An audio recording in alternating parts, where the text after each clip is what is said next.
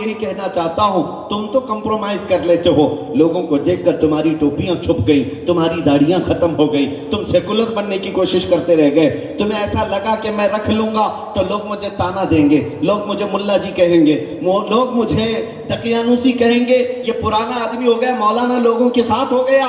میرے عزیزو، اس دنیا کے تانے سے ڈر کر تم اپنے آپ کو بدل لیے۔ تمہیں پتا ہے یہ دنیا جس دن تم مرو گے تمہاری قبر پر 1 گھنٹہ بیٹھنے کو بھی تیار نہیں ہوگی، مٹی ڈالا اور ادھر نکل گیا۔ اس قبر کی تنہا رات میں اگر کوئی تمہاری قبر میں آتا ہے تو آمنہ کا لال تشریف لاتا ہے، وہ محمد عربی صلی اللہ تعالیٰ علیہ وسلم کی ساتھ آئے گی۔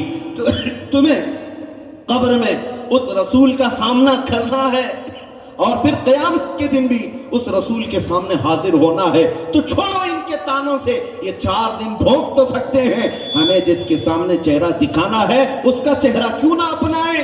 اس لیے کہ ایک سنی عاشق رسول جو ہوتا ہے وہ مرتا بھی ہے تو خوف سے نہیں مرتا، وہ عشق سے مرتا، ادھر آنکھیں بند ہوں گی ادھر مصطفیٰ کی زیارت ہوگی۔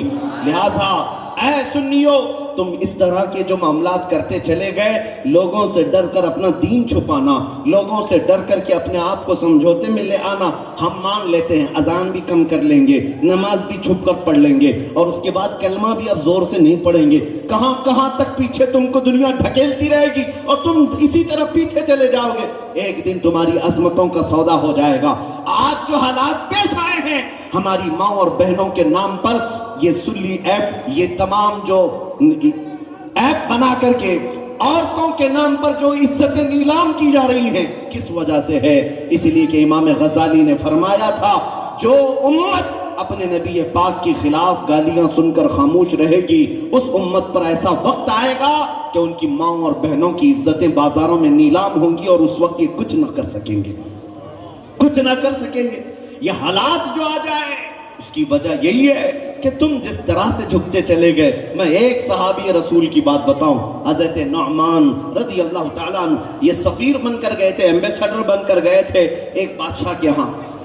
ایک بادشاہ جو مذہب اسلام سے تعلق رکھتا نہیں ہے، حضور پاک صلی اللہ تعالیٰ علیہ وسلم کے یہ صحابی سفیر بن کر کے گئے۔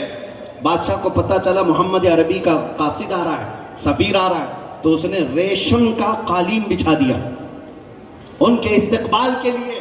توجہ، ریشم کا قالین بچھا دیا، اور ان کے استقبال کے لیے جو کرسی رکھی گئی تھی وہ سونے سے کلائی کی ہوئی تھی، سونے سے کلائی کی ہوئی کرسی رکھی گئی ہے۔ جب وہ صحابی رسول مدینے سے قریب 1500 کلومیٹر دور کا سفر کیا، اس وقت کوئی کمیونیکیشن نہیں ہے، انٹرنیٹ نہیں، موبائل نہیں، فون نہیں ہے، صحابی تنہا گئے ہیں، قاصد بن کر گئے رسول اللہ کے۔ جب اس بادشاہ کے پاس گئے تو دیکھا ریشم کا قالین بچھا ہوا ہے، آپ نے پاؤں سے ٹھکرا دیا اور کہا اس قالین کو ہٹاؤ، میں زمین پر چل کر آتا ہوں۔ بادشاہ کے اس قالین کو ٹھکرا دیا، اور پھر جب کرسی پر بیٹھنے کی بات آئی، سونے سے کلائی کی ہوئی کرسی تھی، انہوں نے دیکھا، اس کے بعد اس کو بھی گرا دیا اور کہا مجھے عام جو کرسی ہوتی وہی دو۔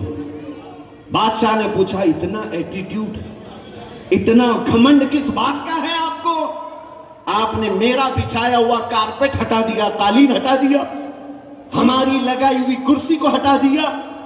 اس صحابی رسول نے جواب دیا، بادشاہ بات در حقیقت یہ ہے، میں مسلمان غلام مصطفیٰ، میرے نبی پاک کی شریعت میں مرد کے لیے ریشم بھی حرام ہے، سونا بھی حرام۔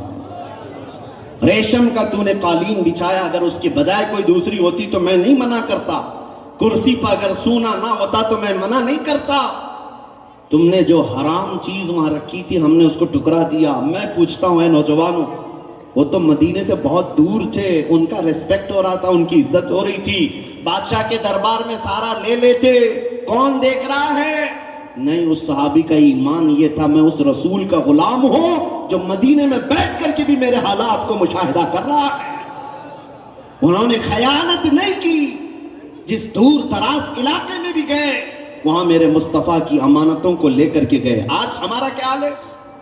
یہاں کسی کو تھوڑا بہت مقام مل جائے اور اونچا پد مل جائے تو یہ تو پوجا پاٹ بھی شروع کر لیتا ہے، سب کچھ ختم ہو گیا۔ تمہیں یہ احساس نہیں ہوتا کہ اللہ کے رسول تمہیں دیکھ رہے ہیں؟